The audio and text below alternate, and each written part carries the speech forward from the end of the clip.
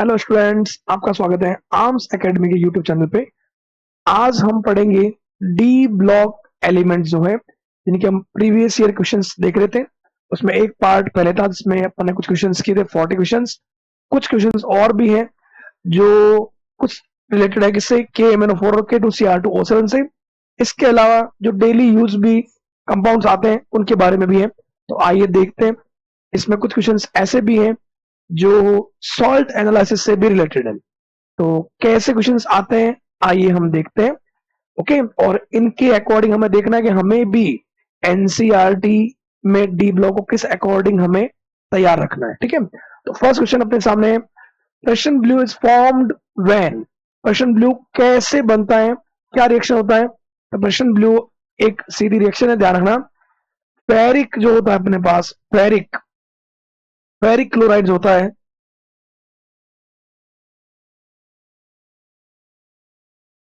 ये तो होना ही था, फेरिक क्लोराइड FeCl3, या हम यहां से बोल सकते हैं Fe+3।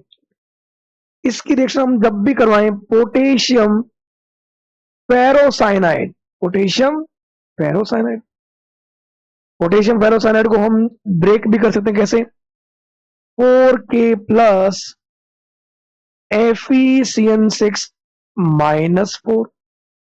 तो इधर से आ रहा है कैटायन, ये कैटायन इस एनायन से मिलकर आयन का एक्सचेंज करेगा चार्ज का, और हमें कंपाउंड मिलेगा। क्या मिलेगा हमें?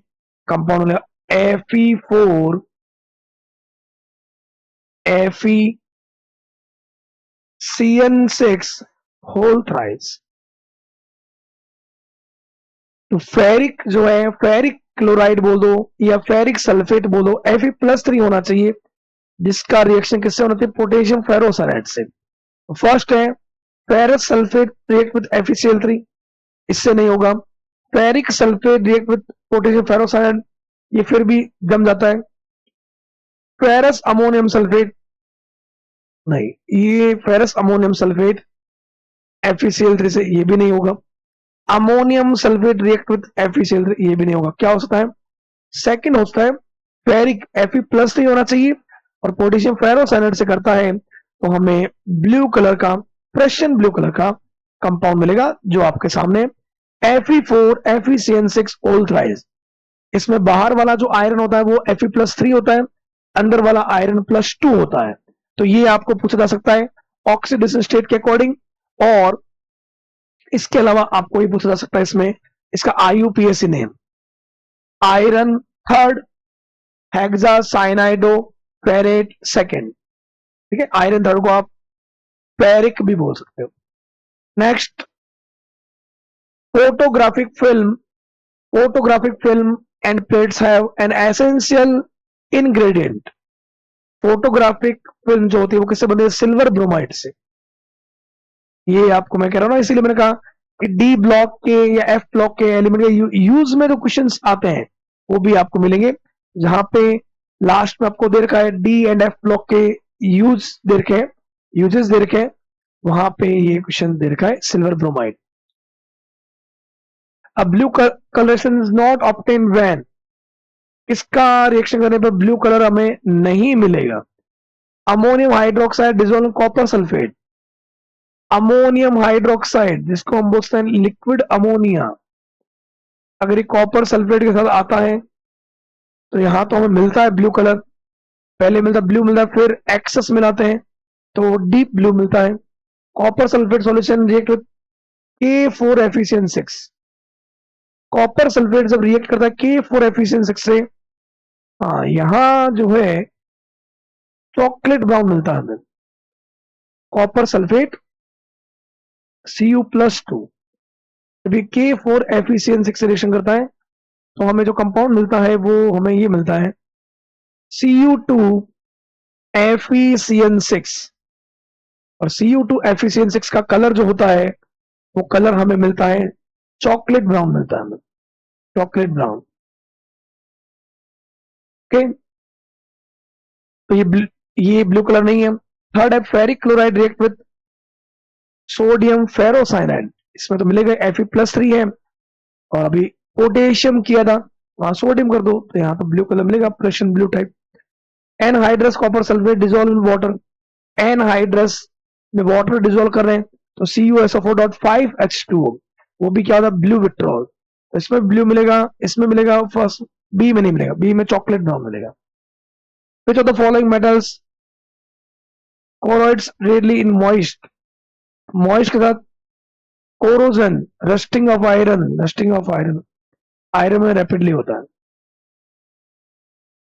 इन द न्यूट्रल और फ्रेंडली एल्कलाइन मीडियम, ये एनसीईआरटी की लाइन है, 2022 का क्वेश्चन है, बहुत अच्छा क्वेश्चन है। Neutral and friendly alkaline medium KMnO4 oxidise iodide, I minus को ये चेंज करता है आयोडेट में, और KMnO4 पर मैग्नेट खुद को चेंज करता है MnO2 में। यहां इसका चार्ज होता है +7 और यहां चार्ज होता है +4, +7 से +4। ये बोल रहा है change in oxidation state of manganese, NCERT की लाइन है और एनसीईआरटी का ही क्वेश्चन है। फ्रेंडली एल्कलाइन मीडियम आपको मिलेगा KMnO4 तीनों मीडियम में, एसिडिक मीडियम में +7 से +2 कलरलेस, +7 से +4 ब्लैक सॉलिड, और जब वो स्ट्रॉन्ग बेसिक मीडियम KOH के साथ होता है +7 से +6 पर मैग्नेट से मैग्नेट में ग्रीन कलर में चेंज होता है। Okay, next, identify the incorrect statement, ये भी अभी हाल ही का क्वेश्चन है 20 में। ट्रांजिशन मेटल्स, डी ब्लॉक के metals and their compounds are known for the catalytic activity due to their ability to adopt multiple oxidation state. सही बात है, ट्रांजिशन मेटल्स, डी ब्लॉक के मेटल्स कैटलिस्ट की तरह वर्क करते हैं क्योंकि वो अपनी ऑक्सीडेशन स्टेट को चेंज कर सकते हैं। Interstitial compounds are those that are formed when small atoms like hydrogen, carbon, nitrogen are trapped inside the crystal lattice of metals. सही बात है, मेटल का जो क्रिस्टल है उसमें बीच में कहीं जगह खाली रह जाती है जिसको अपन बोलते हैं इंटरस्टिशियल स्पेस। वहां अगर small atoms hydrogen, carbon, boron या अगर ट्रैप हो जाए तो वहां एक बॉन्ड बनता है जो ना तो आयोनिक होता है ना ही कोवलेंट, नॉन स्टोइकोमेट्रिक रेशियो में हो सकते हैं। तो जो कंपाउंड बनते हैं वो होते हैं इंटरस्टिशियल कंपाउंड्स, जिनका मेल्टिंग पॉइंट प्योर से भी ज्यादा होता है, हार्डनेस ज्यादा होती है, केमिकल रिएक्टिविटी कम होती है, लेकिन मेटेलिक कंडक्टिविटी रिटेन रहती है, चेंज नहीं होती है। Oxidation state of chromium are not the same, ये बात गलत है, दोनों में। क्रोमेट में भी क्रोमियम होता है +6 और डाइक्रोमेट में भी क्रोमियम +6 ही होता है। इनकरेक्ट पूछा तो थर्ड ही हो जाएगा। Chromium +2 is a stronger reducing agent than Fe+2, सही है। क्रोमियम +2 का मेटल M+3 से M+2 जो में E0 दिया होता है वो मोर नेगेटिव है, कितना होता है, क्रोमियम वाले का होता है -0.43 वोल्ट ऐसा कुछ होता है, और आयरन वाले में वो होता है प्लस में 0.77 वोल्ट। तो जिसका स्टैंडर्ड रिडक्शन पोटेंशियल नेगेटिव में मोर मिलेगा वो उतना अच्छा रिड्यूसिंग एजेंट होगा। तो क्रोमियम +2 से क्रोमियम +3 जाएगा। क्रोमियम +3 में T2G हाफ फिल्ड कॉन्फिगरेशन जो ज्यादा स्टेबल होता है, तो एक रीजन वो भी हो सकता है। Okay, which one of the following ions DD transition and paramagnetism, इसमें DD ट्रांजिशन मतलब D का अनपेड इलेक्ट्रॉन D से D में ट्रांजिशन कर रहा है तो उसके लिए अनपेड इलेक्ट्रॉन होना चाहिए, और अनपेड इलेक्ट्रॉन होगा मतलब वो पैरामैग्नेटिज्म। क्रोमेट में क्रोमियम होता है +6, क्रोमियम +6 में 6 इलेक्ट्रॉन निकलेंगे, एक यहां से 5 यहां से, तो कोई अनपेड है ही नहीं। जब अनपेड है ही नहीं तो DD ट्रांजिशन नहीं होगा। यहां पे भी क्रोमियम +6 में है तो यहां पे भी नहीं होगा। हाँ, यहां Mn+6 में 3D1 होगा, अनपेयर्ड होगा तो वो विजिबल लाइट को एब्जॉर्ब करेगा एनर्जी बढ़ेगा तो लोअर एनर्जी से हायर में ट्रांजिशन करेगा, डीडी ट्रांजिशन। और अनपेड मिलता है तो मैग्नेटिक फील्ड में रखेंगे तो मैग्नेटिक फील्ड की लाइंस को अट्रैक्ट करेगा, paramagnetic. Name the gas that can readily decolorize acidified KMnO4 solution। KMnO4 को SO2 गैस, SO2 गैस खुद को तो ऑक्सीडाइज कर देगा सल्फेट में, और KMnO4 को रिड्यूस कर देगा Mn+2 में। यहाँ पे SO2 गैस हो सकता है जो एक रिड्यूसिंग एजेंट होता है। नाइट्राइट होता तो नाइट्राइट कर सकता है, नाइट्रेट में P2O5 फॉस्फोरस का +5 आयश होता है, और CO2 कार्बन +4 से आगे ऑक्सीडाइज नहीं हो पाता, तो ये भी रिएक्शन नहीं करेगा, ये भी नहीं करेगा, ये भी आगे ऑक्सीडाइज नहीं होगा। SO2 जो है वो KMnO4 को रिड्यूस करता है। यहाँ ये कलरलेस या लाइट पिंक कलर देगा, और SO2 का होता है +4 से +6 में ऑक्सीडेशन। KMnO4 का होता है रिडक्शन। रिडक्शन पे जो मिलता है वो मिलता है कलरलेस, इसलिए बोला decolourise. Okay, HgCl2 and I2 both when dissolved in water containing I- ion, the pair of species। ये जो HgCl2 है वाटर में डिजोल्व करेंगे एक्वा सॉल्यूशन में, तो पहले इनमें आयन बनता है Hg+2 Cl-। आयोडीन भी कुछ अमाउंट में आयोनाइज होता है I- की फॉर्म में। अभी जो Hg+2 है, ये Hg+2 जब एक कैटायन एनायन से रिएक्शन करेगा एक्सेस में है, तो एक्सेस में कॉम्प्लेक्स बनता है, क्या बनेगा Hgi4-2। तो एक तो ये बनेगा, एक यहाँ पे जो मैंने बोला ये जो आयोडीन जो है वो I- की फॉर्म में, तो यहाँ पे कुछ अमाउंट में I2 जो है, अब देखो Hgi4-2 तो एक ही ऑप्शन में से, तो यहाँ पे ऐसे भी कर सकते हो। ये जो I2 है ये कुछ अमाउंट में, ये जो एक्सेस में I- आयन है, I2 I- से मिलकर बनाएगा I3- ion. I3- ion linear compound होता है, 9 लोन पेयर होते हैं, यही मेरे क्वेश्चन आ रखा है इसका बहुत। ठीक है, तो ये कंपाउंड और ये I3- बनता है इसमें।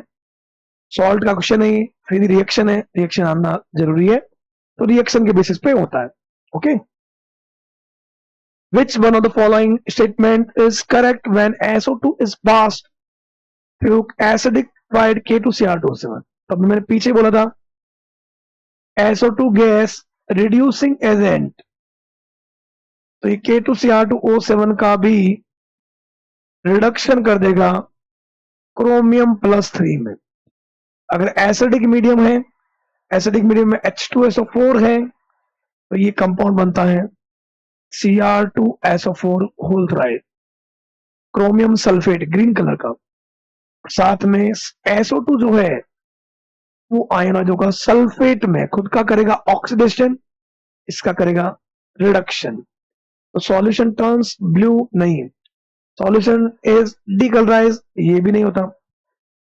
SO2 इज रिड्यूस नहीं, SO2 एक रिड्यूसिंग एजेंट है, तो ऑक्सीडाइज होगा सल्फेट में। Green Cr2SO4 whole thrice is form, ये आपके सामने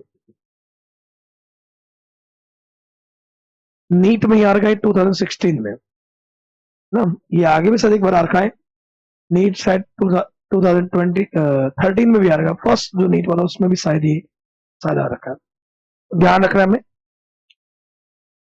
Assuming complete ionization, same moles of which of the following compounds will require the least amount of acidified KMnO4 for complete oxidation? For complete oxidation, assuming complete ionization आपको मानना है, same moles of which of the following compounds will require least amount of KMnO4 for complete oxidation. इसमें आपको moles के according देखना है reaction. जब आप देखोगे रेडॉक्स अकॉर्डिंग तो किस में लीस्ट अमाउंट चाहिए होता है, ऑक्सिलेट मतलब एफ, इसकी भी रिएक्शन कराओगे आप KMnO4 से, तो ऑक्सिलेट है वो ऑक्सीडाइज हुआ CO2 में। KMnO4 जो है एसिडिक मीडियम है तो +7 से +2 में जाएगा। ठीक है, तो यहाँ पे आप मोल्स के अकॉर्डिंग भी कर सकते हो या चार्ज के अकॉर्डिंग भी कर सकते हो, कितना चेंज मिल रहा है उस अकॉर्डिंग। ऑक्सिलेट जो है वो है +3 से +4, +3 से +4, कितने कार्बन है 2, मतलब अगर मैं एक बात करता हूं C2O4-2, इसको मैंने इसलिए लिया क्योंकि ये एनसीईआरटी की रिएक्शन है, KMnO4 में आपको मिलेगा, वहां से कनेक्ट कर सकते हो। पर मैग्नेट, तो पर मैग्नेट ये खुद कन्वर्ट होगा +2 में, और ऑक्सिलेट ज्यादा CO2 में +4 में। यहां इसका चार्ज होता है +3, +3 से +4, +3 से +4, कितना चेंज आया एक का, लेकिन कार्बन कितने 2, तो जो चेंज इसका आता है उसका ऑक्सीडेशन तो कर दो, उसका तो मतलब मल्टीप्लाई कर दो 2 से। यहाँ MnO4 आ रहा है +7, वो चेंज हो रहा है +2 में, चेंज आ रहा है 5 का, वो मल्टीप्लाई कर दो इधर 5। तो इस अकॉर्डिंग आपको देना किसकी लीस्ट अमाउंट, तो जब ये 2 है तो ये 5 चाहिए, तो वैसे ही आपको इन सब में देखना है। तो मोल्स निकालना पड़ेंगे आपको। FeSO4 है सल्फेट, सल्फेट से ये +2 में +3 में जाएगा। सल्फाइड है, सल्फाइड भी सल्फेट में जाएगा। तो सब में आपको चार्ज देखना है, चार्ज के अकॉर्डिंग आपको मोल्स मिल जाएंगे। ओके, तो ये देखना रेडॉक्स के बेसिस है, ये आपके लिए होमवर्क टाइप है कि इसमें ध्यान ही रखना है ऑक्सिलेट में क्या है +3, +3 से +4, +3 से +4, एक चेंज हुआ, कितने कार्बन है 2, तो यहाँ पे इसके अकॉर्डिंग चांस चेंज कितना हुआ 2 हुआ। यहाँ +7 से +2 चेंज कितना हुआ 5 का। तो जब हम रिएक्शन को बैलेंस करेंगे तो चार्ज जो इसका चेंज होता है वो इससे मल्टीप्लाई कर देंगे 5 से, तो यहाँ चेंज कितना 2 का हो रहा है वो मल्टीप्लाई इससे कर देंगे। तो जब ये 2 है मोल्स तो हमें कितना चाहिए 5, अगर ये 1 होता तो ये कितना चाहिए था 5/2। तो वैसे ही हमें देखना है सल्फेट में, जैसे सल्फेट है तो सल्फेट में आदेश तो Fe+2 है, Fe+2 से Fe+3, तो ऐसे आपको अमाउंट देखना पड़ेगा। ठीक, सल्फाइट है, सल्फाइट में भी SO3-2, तो सल्फाइट भी SO3-2 चेंज होगा SO4-2 में, तो ये भी आपको अकॉर्डिंग चेंज। तो कहां पे लीस्ट अमाउंट रहता है वो आपको देखना पड़ेगा KMnO4 के according. Okay, acidified medium H2O2 change dichromate to CrO5, H2O2 के साथ K2Cr2O7 जाता है तो वो बनाता है क्रोमियम पर ऑक्साइड बोलते हो। इसमें ऑक्सीडेशन स्टेट पूछा है, CrO5 की स्ट्रक्चर ये रहता है बटरफ्लाई लाइक, बटरफ्लाई जैसे। ये पर ऑक्साइड है तो पर ऑक्साइड पे आपको पता होना चाहिए चार्ज होता है -1 +1, -1 +1, -1 +1, -1 +1, -2 +2, तो +2 एंड +4 लगे +6। CrO5 में +6 होता है और CrO5 का कलर होता है ब्लू, ये भी ध्यान रखना। ओके,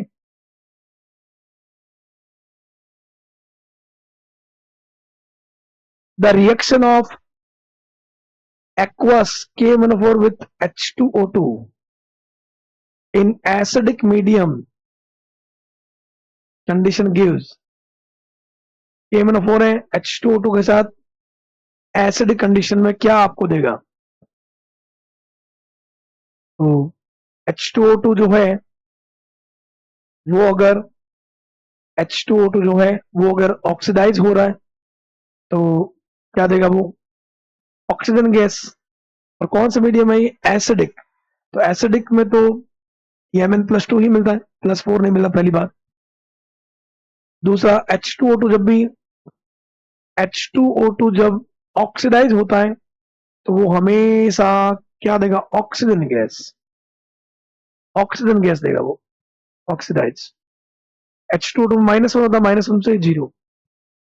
तो आप पहली बात तो आपको ये पता होना चाहिए, एसिडिक मीडियम में KMnO4 हमेशा +7 से +2 में, +2 वाले दो ही ऑप्शन, एक ये है और एक ये है।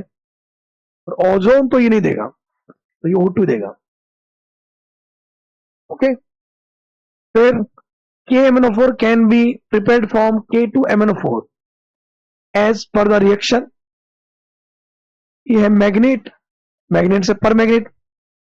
The reaction can go to the completion by removing OH minus ions by adding,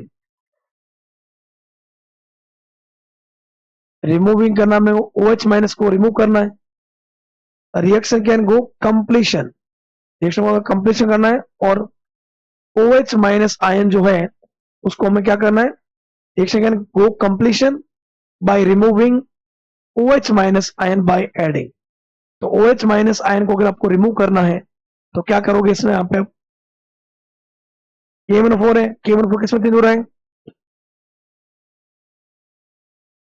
+6 वाला +7 में। तो अगर जब भी ऐसा होता है तो हम बोलते हैं एसिडिक मीडियम, जैसे अपन वहां करते हैं ना क्रोमेट में, क्रोमेट को भी अगर अपन डाइक्रोमेट में चेंज करते हैं तो एसिडिक मीडियम में। तो यहाँ पे भी अगर अपन कर रहे हैं तो एसिडिक मीडियम में ऐसा होता है। तो एसिडिक मीडियम में अगर हमें रिमूव करना है OH माइनस आयन, तो OH माइनस रिमूव करोगे, क्या ऐड करोगे, H+, क्या ऐड करोगे, H+।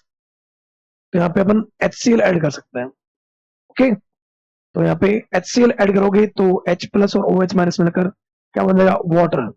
ओके, तब ये रिएक्शन क्या होता है, कंप्लीशन की तरफ जा सकती है, और पर मैग्नेट जो है वो चेंज किसमें हो जाएगा, मैग्नेट में। हालांकि इसमें ध्यान रखना, इस प्रोसेस का यूज कम किया जाता है क्योंकि यहाँ पे साथ में MnO2 जो है वो भी एक वेस्ट मटेरियल की तरह बनता है। तो इसलिए जनरली इनमें जो यूज किया जाता है वो हम करते हैं इसका CO2 का इनका यूज किया जाता है। Reaction can go completion by removing OH minus ions by adding. तो अगर आप OH माइनस आयन को अगर को रिमूव करना है तो आप यही ऐड करोगे, KOH करोगे तब तो आप OH माइनस और ऐड हो जाएगा, CO2 होगा तो रिमूव नहीं होगा, SO2 से में HCl करोगे आप तो हो सकता है H+ और OH माइनस वाटर की तरफ। ओके, तो इसमें अपन क्या ऐड कर सकते हैं, HCl। और एसिडिक मीडियम में ये जो मैग्नेट है वो चेंज किसमें होगा, पर magnet. Generally acidic medium H2O से बोल लेते हैं, बट अगर एसिडिक मीडियम यहाँ पे HCl दे रखा है तो HCl के अकॉर्डिंग कर सकते हैं। Which of the statements is not true? On passing H2S through acidified K2Cr27, on passing H2S through acidified K2Cr27 solution, a milky color is observed। H2S में सल्फाइड होता है, सल्फाइड अगर अपन K2Cr2 सिलेक्शन करेंगे तो इसका तो होगा रिडक्शन, इसका क्या होगा, रिडक्शन। क्रोमियम +3, ये तो ग्रीन कलर, और सल्फाइड S में आएगा, कोलाइडल सल्फर मिलेगा जो थोड़ा येलो कलर का होता है, मिल्की कलर नहीं होता। Na2Cr27 is preferred over K2Cr27 in volumetric analysis, नहीं ये बात नहीं होता। फर्स्ट वाले में H2S passing through acidified K2Cr27 solution, a milky color is observed। अगर वो सल्फाइड आगे बदलेगा सल्फर में, सल्फर का अगर आगे ऑक्सीडेशन अगर हो जाए तो हो सकता है कि वहां पे मिल्की कलर मिल सकता है हमें। ठीक, तो एक बार ऊपर वाले में मिल्की कलर जो है वो सल्फेट या सल्फाइड उस अकॉर्डिंग मिल सकता है। सेकंड ऑप्शन में अपन देखते हैं Na2Cr2O7 is preferred over K2Cr2O7। नहीं, ये बात नहीं है। वॉल्यूमेट्रिक एनालिसिस में K2Cr2O7 का यूज किया जाता है क्योंकि Na2Cr2O7 क्या होता है, हाइग्रोस्कोपिक, ये वाटर या नमी को एब्जॉर्ब कर लेता है, इसलिए जनरली इसका यूज नहीं होता। ये प्योर नहीं होता। प्योर हमें चाहिए होता है वॉल्यूमेट्रिक एनालिसिस के लिए प्राइमरी स्टैंडर्ड सॉल्यूशन की फॉर्म में। K2Cr2 solution in acidic medium orange, सही बात है, एसिडिक मीडियम में ऑरेंज होता है और बेसिक मीडियम में येलो कलर मिलता है। K2Cr2 solution becomes yellow on increasing pH, ये बात भी सही है, ये भी सही है, ये भी कहीं तक सही है। सेकंड गलत होगा। ओके, फर्स्ट में H2S जो है वो चेंज खुद तो होता है सल्फर में। सल्फर का जनरली कॉलाइडल सल्फर बोलते हैं। इसका कलर जो होता है वो आपको मिल सकता है मिल्क कलर फॉर्म में, अगर आगे वो और ऑक्सीडाइज हो जाए सल्फेट और नॉट। ठीक है, acidified K2Cr2 solution turns green when sodium sulfite added to it। तो सल्फाइड चेंज होगा सल्फेट में, और ये खुद चेंज होगा क्रोमियम सल्फेट, जो ग्रीन कलर का होगा। क्या बनेगा first? On heating chromite with sodium chromate in air which of the following product is obtain. Chromate बनता है येलो कलर का जब अपन आयरन क्रोमाइट की रिएक्शन करते हैं अपन सोडियम कार्बोनेट के साथ ऑक्सीजन की प्रेजेंस में, वहां पे हमें एक तो मिलता है क्रोमेट येलो कलर का, साथ में आयरन का ऑक्साइड मिलता है और CO2 गैस बाहर निकल जाती है, तो ये क्रोमेट मिलता है येलो कलर का। K2Cr2 on heating with aqueous NaOH, basic medium, basic medium में तो K2Cr2 डाइक्रोमेट किसमें चेंज होगा? क्रोमेट में। On heating with aqueous NaOH, basic medium, basic medium में तो डाइक्रोमेट, क्रोमेट में मतलब क्या देगा? Yellow colour. बस CrO3 dissolve in aqueous NaOH, CrO3 dissolve in aqueous NaOH तो गिव क्या देगा वहां पे? मैं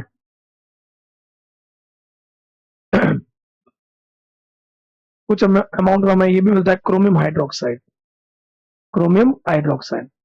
तो CrO3 जो है क्रोमियम जो पर ऑक्साइड है वो डिजोल्व होता है NaOH से, तो वो वहां पे क्या देगा हमें? थर्ड आंसर आएगा सर, सीधा रिएक्शन नहीं है, रिएक्शन बेसिस पे याद करना पड़ेगा। ठीक है, वैसे अगर डाइक्रोमेट होता तो बेसिक मीडियम में इसमें मिलता हमें क्रोमेट में, तो यहाँ ये मिलता क्या? CrOH whole thrice, green colour मिलेगा उसका। ये वैसे टेस्ट ही है उसका कि भाई अगर मान लो क्रोमियम अपन सॉल्ट में अगर थर्ड ग्रुप में क्रोमियम प्लस से मिलता है तो क्रोमियम प्लस से पता कैसे चलेगा? NaOH अपन डालते हैं वहां पे NaOH या अमोनियम हाइड्रोक्साइड, तो वहां पे अगर जनरली वो मिलेगा तो ग्रीन कलर का क्रोमियम हाइड्रोक्साइड ही मिलता है। अमोनियम डाइक्रोमेट को हीटिंग करने पे कौन सी गैस इवॉल्व होती है? तो अमोनियम डाइक्रोमेट हीटिंग करने पर एक तो मिलता है नाइट्रोजन गैस, एक मिलता है Cr2O3 और मिलता है 4H2, नाइट्रोजन गैस इवॉल्व होगी। Cr2O3 ग्रीन कलर का होता है। ओके, अमोनियम डाइक्रोमेट की हीटिंग आपको ध्यान रखना है। वैसे ये एनसीईआरटी में पी ब्लॉक में रिएक्शन दे रखी है वो। UV visible absorption band in the spectrum of lanthanide ions are X, probably because of the excitation of electron involving Y, X and Y respectively are। ये आप छोड़ सकते हो, नहीं आएगा आपके उस अकॉर्डिंग। लैंथोनाइड जो है उसमें आप थोड़ा ये ध्यान रख लो कि वो लैंथेनॉइड जिनमें अनपेड इलेक्ट्रॉन्स मिलेंगे, वो क्या होंगे? कलर्ड होंगे, और जिनमें पेयर्ड इलेक्ट्रॉन्स मिलते हैं वो क्या होंगे? कलरलेस, क्योंकि उनमें फिर डी ट्रांजिशन या एफ ट्रांजिशन नहीं होगा। अगर वो एफ ब्लॉक का है तो एफ ट्रांजिशन, डी ब्लॉक का है तो डी ट्रांजिशन, उस अकॉर्डिंग आपको जाना है। UV visible absorption band in the spectrum of lanthanide ions are X probably because of the acceleration of electrons involving Y, the X and Y respectively are। तो आपको देखना है कि ऑर्बिटल जो है D एंड F के हैं, उसी के अकॉर्डिंग देखना है आपको। अगर मान लो एब्जॉर्प्शन कर रहा है तो उसमें अनपेड इलेक्ट्रॉन है, उस बेसिस पे आपको देखना है। Which are the following set of ions oxidising agent? तो ऑक्सीडाइजिंग एजेंट वो होंगे जो खुद का क्या करेंगे? रिडक्शन। तो अब अगर हम एफ ब्लॉक में लैंथेनॉइड देखते हैं, लैंथेनॉइड की कॉमन ऑक्सीडेशन स्टेट क्या होता है? +3। तो कॉमन +3 है, स्टेबल भी +3 होती है, तो ये रहे लैंथेनॉइड। सीरियम अगर +4 में मिलेगा, तो जब वो +3 स्टेबल कॉमन ऑक्सीडेशन स्टेट में चेंज होगा, तो वो खुद का क्या करेगा? रिडक्शन। और रिडक्शन करेगा तो वो क्या होगा? Oxidising agent. टर्बियम जो है वो भी Tb+4 होता है, उसमें वो 4f7 में होता है, हाफ फील्ड स्टेबिलिटी पाने के लिए। बट लैंथेनॉइड की कॉमन स्टेबल ऑक्सीडेशन स्टेट क्या है? +3। जब ये चेंज होगा तो खुद का करेगा रिडक्शन, तो ये भी क्या होगा? Oxidising agent. Okay, first answer होगा लैंथेनम। ये तो +3 में है पहले से, +3 से +2 में जाएंगे नहीं, +3 स्टेबल है। यूरोपियम जो है +2 में है, +2 से अगर +3 में जाएगा तो वो खुद का तो करेगा ऑक्सीडेशन, तो होगा रिड्यूसिंग एजेंट, ये भी। और यहाँ पे एक रिड्यूसिंग है, एक ऑक्सीडाइजिंग, दोनों बताने थे, दोनों सेट, तो होगा फर्स्ट वन। दोनों ही क्या होंगे? खुद का रिडक्शन करेंगे और ऑक्सीडाइजिंग एजेंट की तरह वर्क करेंगे। Pair of lanthanoids are diamagnetic, जिनमें अनपेड इलेक्ट्रॉन नहीं है। सीरियम आता है 58 में से अगर मैं 4 इलेक्ट्रॉन निकाल दूंगा, ये तो इस साल का, पिछले साल का क्वेश्चन है, ये नीट का क्वेश्चन आ रहा है। 58 में से अगर हम 4 इलेक्ट्रॉन निकाल देंगे तो 54 पे आता है जीनॉन, इनर्ट गैस में अनपेड इलेक्ट्रॉन थोड़ी होते हैं। इट्रबियम Yb+2 का लास्ट में आता है 4f14, ये 70 नंबर पे आता है एलिमेंट, इसमें भी कोई अनपेड नहीं होगा। सीरियम +3 में एक अनपेड होगा, 58 है, 58 में से अगर 3 इलेक्ट्रॉन निकालोगे 55, ऑड नंबर में तो अनपेड मिलेगा ही मिलेगा। यूरोपियम +2 भी 4f7 अनपेड मिलेगा, तो ये डाया होगा नहीं, पैरा होगा। यहां पे भी पैरा होगा, यूरोपियम है तो 3 इलेक्ट्रॉन तुम निकाल भी दोगे तो भी अनपेड मिलेगा आपको। और समेरियम भी 4f6 होता है, 4f6 6h2, 2 अगर ये निकाल दोगे एक ही, तो अभी 4f5 में भी 5 अनपेड होंगे। ठीक है, तो आंसर क्या होगा? बस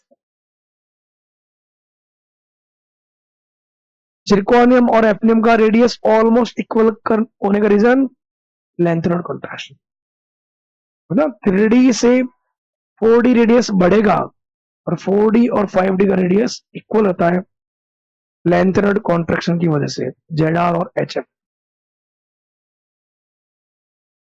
ओके,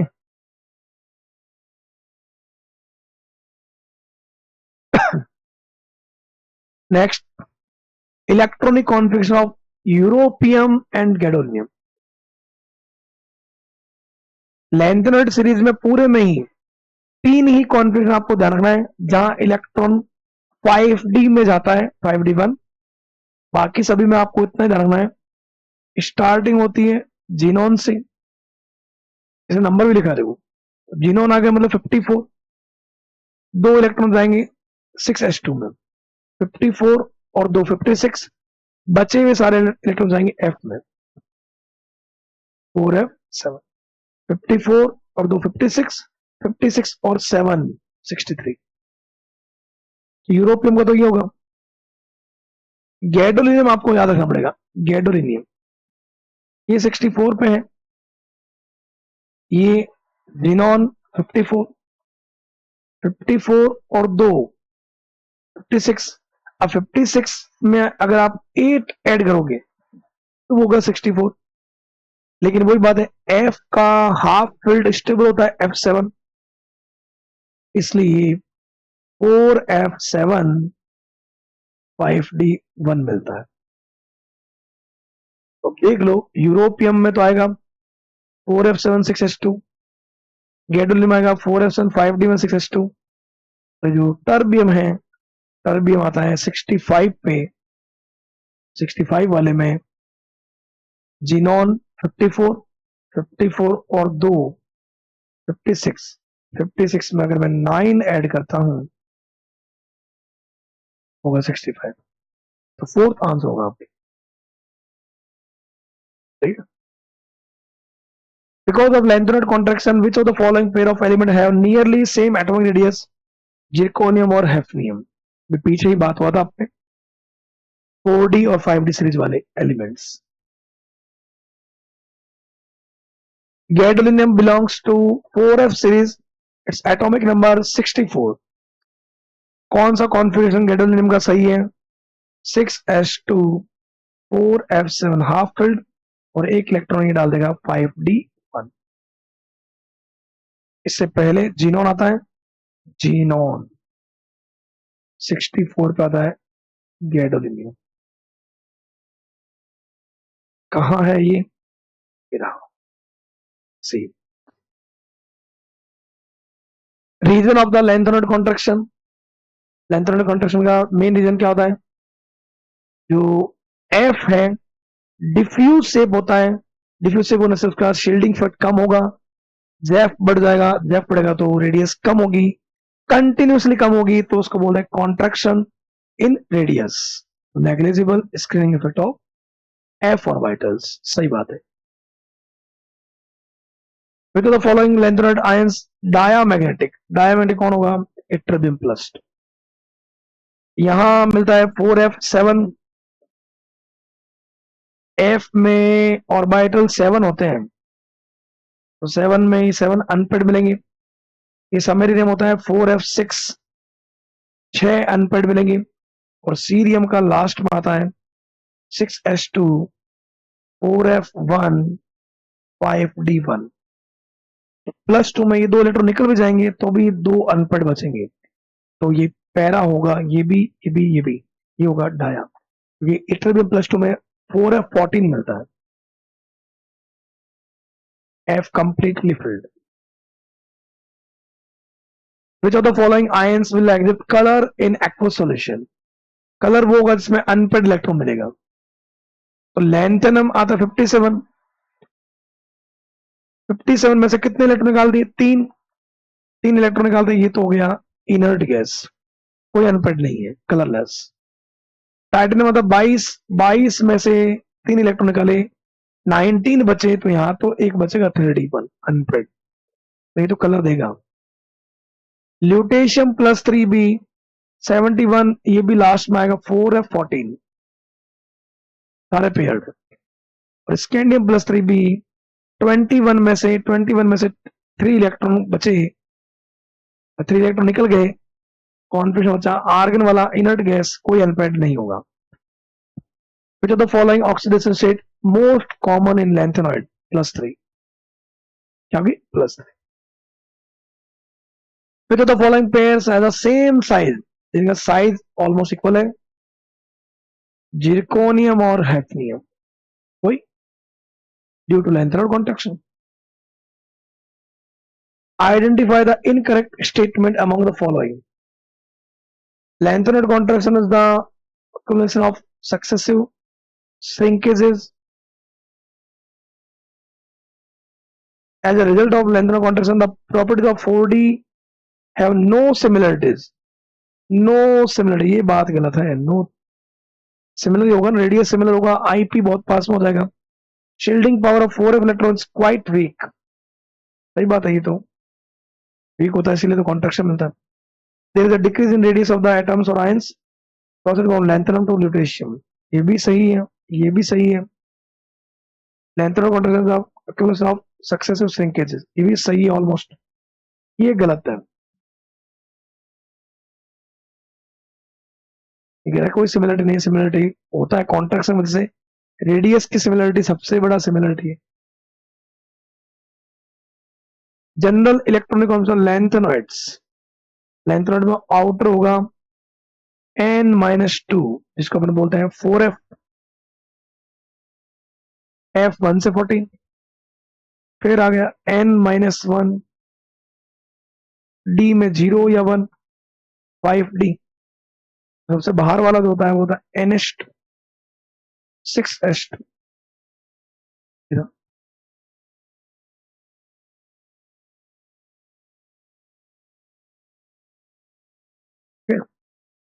बाहर होगा NH2, F में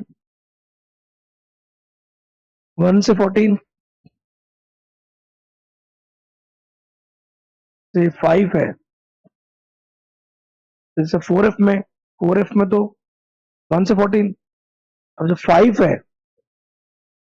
5 का 5H2 पहले भरा रहता है, 5p6 भरा रहता है, D में 0 या 1, ये बात सही है, यहाँ NH2 आना चाहिए, बहुत सही होता है.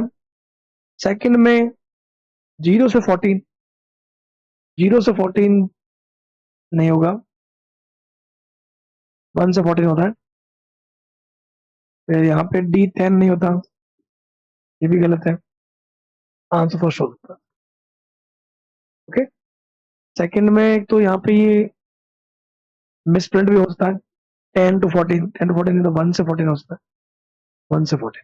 ओके, फर्स्ट आंसर इसका सही है.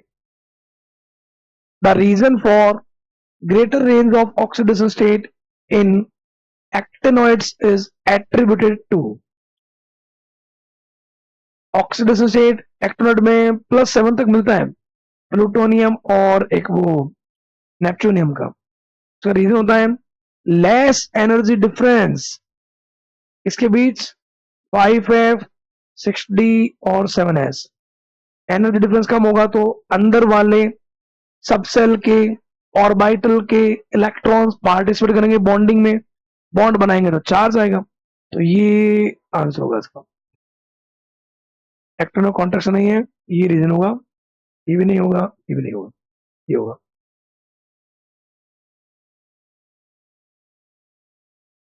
which of the following exit +3 oxidation state, +3, only +3, only +3 तो एक्टिनियम खुद ही होता है. थोड़े पहलवान +3 +4 +5 भी मिलता है उसमें, ओनली प्लस नहीं होता. थोरियम में +4 मिलता है, यूरेनियम में +6 तक मिलता है, ये आंसर होता है एक्टिनियम, ओनली +3. एक्टिनोइड्स में आते +3 ओनली इसका होता. The main reason for larger number of oxidation state in actinoids than the corresponding lanthanoids, तो एनर्जी डिफरेंस कम होना चाहिए, इसका आंसर होता है ऐसा, less energy difference between 5f 6d between, ये आंसर होगा. ज्यादा डिफरेंस थोड़ी होगा, ज्यादा डिफरेंस होने से तो फिर अंदर वाले इलेक्ट्रॉन पार्टिसिपेट नहीं कर पाएंगे, पार्टिसिपेट नहीं कर पाएंगे तो बॉन्ड कम बनेंगे, बॉन्ड कम बनेंगे तो ऑक्सीडेशन कम आनी चाहिए, हाई आने का लेस एनर्जी डिफरेंस. ओके, तो ये सारे हमारे पास क्वेश्चंस हैं, जो क्वेश्चंस किसके हैं, डी ब्लॉक एलिमेंट्स के, जो आपको देखने, अभी भी इनमें कोई डाउट्स रह जाए, तो आपको लगे कि ये सर क्वेश्चन हमें बाद वापस पूछना है, तो कमेंट कीजिए ज्यादा से ज्यादा, और भी आपको जो भी हेल्प मिल पाए ऑनलाइन, वो सारी हेल्प हमारे द्वारा आपको मिलेगी, आप ज्यादा से ज्यादा कमेंट कीजिए. इसके अलावा और भी आपको कोई इन्फॉर्मेशन चाहिए नीट के बारे में, आगामी आने वाला जो भी जेई मेंस है उसके बारे में, तो आप हमारे टेलीग्राम चैनल से जुड़िए, तो जुड़े रहिए आर्म्स एकेडमी के साथ. Thank you.